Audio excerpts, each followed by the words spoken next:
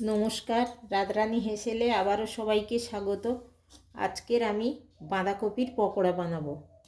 প্রথম থেকে শেষ পর্যন্ত দেখার অনুরোধ রইল, আশা করছি ভালো লাগবে।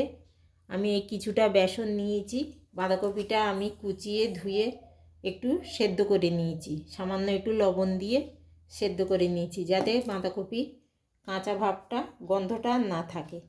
এবার আমি কিছুটা বেসন দিয়ে দেবো। এই বাটির এক বাটি নিয়েছি, আমি পুরোটা দিলাম না।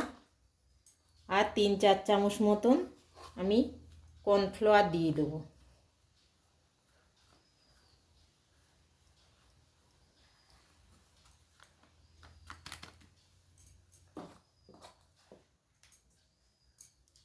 আর দেবো অল্প একটু কালো জিরে,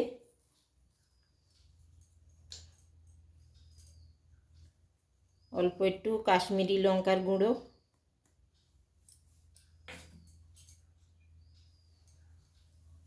লাল লঙ্কার গুঁড়ো দেবো খুব সামান্য, আমি কাঁচা লঙ্কা কুচিয়ে নিয়েছি।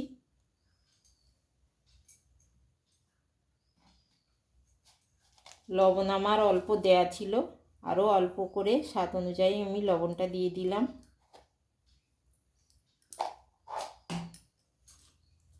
অল্প পরিমাণে একটু চিনি দিয়ে দেবো। চিনিটা দিলে কি খেতে আরও অনেক ভালো হয়, একেবারে চিনি না দিলে হয় না। আর আমি এখানে কিছুটা পেঁয়াজ কুচিয়ে রেখেছি, একটু ডুমি ডুমি করে সে পেঁয়াজগুলো দিয়ে দেবো।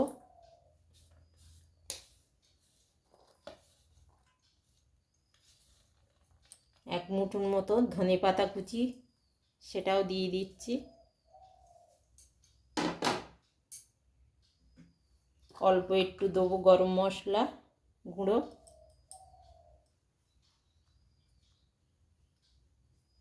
এইভাবে আমি অল্প অল্প জল দিয়ে আমি মেখে নেব। তার আগে শুকনো অবস্থায়ও আমি কিছুটা মেখে নেব, কারণ বাঁধাকপিটা সেদ্ধ হয়ে আছে, ওর গায়ে কিছুটা জল আছে। আমি যতটা সম্ভব আমি ঝরিয়ে নিয়েছি, তবুও আমি প্রথমে জল দেব না, এইভাবে মেখে নেব, তাইলে বোঝা যাবে কতটা জল এতে আছে। আর দেবো অল্প একটু আমি বেকিং পাউডার। বেকিং সোডাটা দিচ্ছি না, কিন্তু বেকিং পাউডারটাই দিচ্ছি। এতে করে পকোড়াগুলো অনেকটাই ফুলে উঠবে, ভিতরটা বেশ ফাঁপা হবে, খেতেও খুব সুন্দর লাগবে। আর আমি অল্প একটু হলুদও দিয়ে দিচ্ছি কালারের জন্য।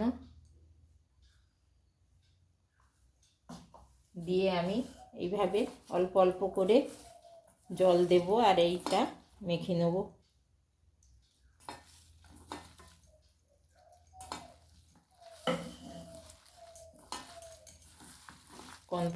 কর্নফ্লাওয়ারটা দিলে কি অনেক বেশি মুচমুচে হয়।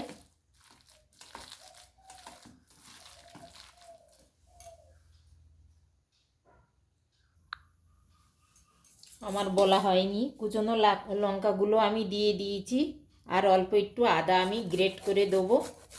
এইভাবে দিলে কি এটা আরও বেশি ভালো লাগবে বেটে দেওয়ার চাইতে।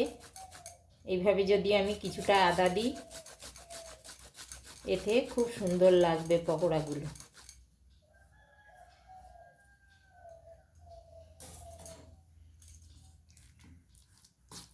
আমি কড়াই বসিয়ে দিয়েছি, এবার আমি কড়াই গরম হলে কিছুটা সাদা তেল দিয়ে দেবো।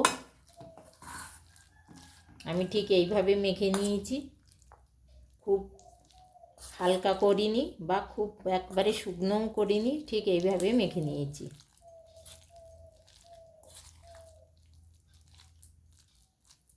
এগুলো ডালের পাতে কিংবা সন্ধেবেলা মুড়ির সঙ্গে খুব সুন্দর লাগবে খেতে।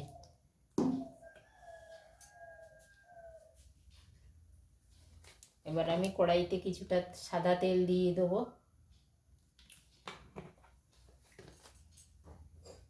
একটু বেশি করেই তেল দিতে হয় পকোড়াগুলো ভাজার জন্য। তেলটা গরম হলে তারপরে আমি মিশ্রণটা দেবো। তেলটা আমি গরম করে নিয়েছি, দিয়ে আমি গ্যাসের জোরটা কমিয়ে দিয়েছি। দিয়ে এবার একে একে আমি পকোড়াগুলো দিয়ে দেবো। খুব বেশি জোর দিলে কিন্তু পুড়ে যেতে পারে, ওই জন্য আমি একটু কমিয়ে দিলাম। এইভাবে আমি অল্প অল্প করে দিয়ে দেবো তেলের মধ্যে। সঙ্গে সঙ্গে কিন্তু নাড়ানো যাবে না, কিছুক্ষণ পরে একটু নেড়ে দেবো।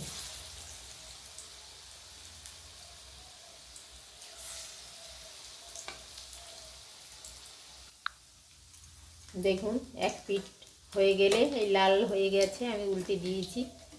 প্রতিটা পকোড়া আমি এইভাবে উল্টে পাল্টে ভেজে নেব। কত সুন্দর ফুলে উঠেছে, আমি কত ছোট ছোট করে দিয়েছিলাম আর কত সুন্দর বড় বড় হয়ে ফুলে উঠেছে। পকোড়াগুলো দেখতেও যেমন সুন্দর হয়, খেতেও কিন্তু খুব ভালো লাগে। একদিনও হলে এইগুলো বানিয়ে খেয়ে দেখবেন। শীতের সময় এই বাঁধাকপিটা পাওয়া যায়। এইভাবে একদিন পকোড়া বানিয়ে ডালের সঙ্গে কিংবা সন্ধে টিফিনের সঙ্গে খেয়ে দেখবেন, আশা করছি ভালো লাগবে। সমস্ত পকোড়াগুলো আমার হয়ে গেছে। দেখুন অল্প একটু বাঁধাকপি দিয়ে কত সুন্দর লোভনীয় একটা খাবার তৈরি হয়ে গেল। আজকের যদি আমার এই পকোড়াটা ভালো লেগে থাকে, কমেন্ট, লাইক আর একটু শেয়ার করে দেবেন, যাতে আরও 5 জন এইটা করে দেখে করতে পারে। আজকের এই পর্যন্তই।